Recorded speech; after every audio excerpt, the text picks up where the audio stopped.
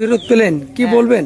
কি বলবো, আমার কাছে তো 10,000 নিছে, এখন ও 3,000 দিল না, 7,000 দিল, তাতে আমাদের মন অসন্তুষ্ট। কেন পুরো টাকাটা চাইছেন? পুরো টাকাটাই চাইছি, আমরা গরিব মানুষ, এখন মানুষের খেতে করি খাই, আমার 1 কাঠা জমি নাই, আমরা ভূমিহীন। তাহলে ঘুষ দেওয়া যেমন অপরাধ, নেওয়া তেমন অপরাধ। হ্যাঁ, তার কি করব, ওর হুমকিতে দিছি, হুমকি যদি ও না দেয় তাহলে কেউ কাকু দেয় টাকা? তাহলে আগে কেন আসেনি টাকা নিতে? আগে কেন টাকা নিতে আসেননি?